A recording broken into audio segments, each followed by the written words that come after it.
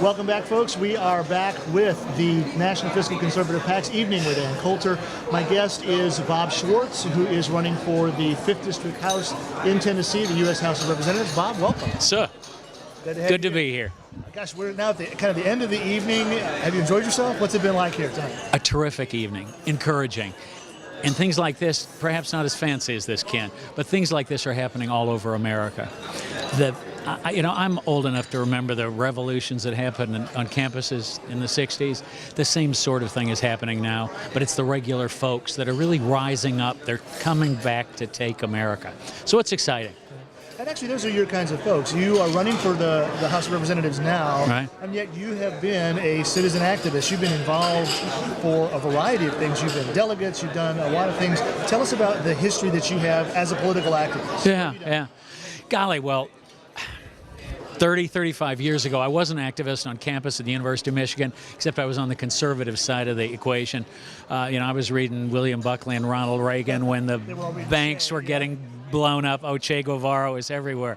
But, after college, I sort of retired my political interest. I wrote checks for some people, but I've been a businessman, a healthcare guy, a senior healthcare guy for a number of years. And it was really only about 3 years ago that things seemed to be moving in such a bad direction. The government, and actually that was still a Republican president, but the spending was so out of control that it became clear to me that unless some regular folks and some folks that had business experience rose to the challenge, this country was going to go off the cliff. And of course, my concerns have grown exponentially since Barack Obama beat John McCain. We really are flirting with disaster. I was a delegate to the convention 2 years ago. As you know, I was a member of the platform committee. I've been a grassroots activist for the Davidson County Party. So for the last 3 years, I've been quite active, and it seems like really the logical next step was taking on Jim Cooper, this alleged fiscal conservative whose voting record is anything but that. Exactly. And you mentioned your stint as a delegate to the RNC and being on the platform committee. I know that a specific thing that you're very proud of that you were able to do is to introduce some support for homeschoolers there. Very unique. I don't know anyone else who's taken that on formally. Tell me about that platform. Yeah. What you put in that language, what it's designed. Yeah. Well, the platform committee consists of 100 Americans, 2 people from each state, and I was proud to be selected from here in Tennessee.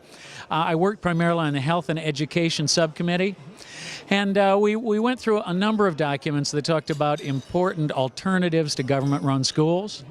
But something that was clear to me, even though I am a product largely of a government-run school, I'm an old public school boy. That was before the Department of Education under Carter, so yeah. Both of us have been there. Yes. But there was a glaring omission there in 2 parts of the platform, and that was that homeschooling wasn't recognized, along with charter schools, magnet schools, voucher programs, as a legitimate alternative to government-run schools.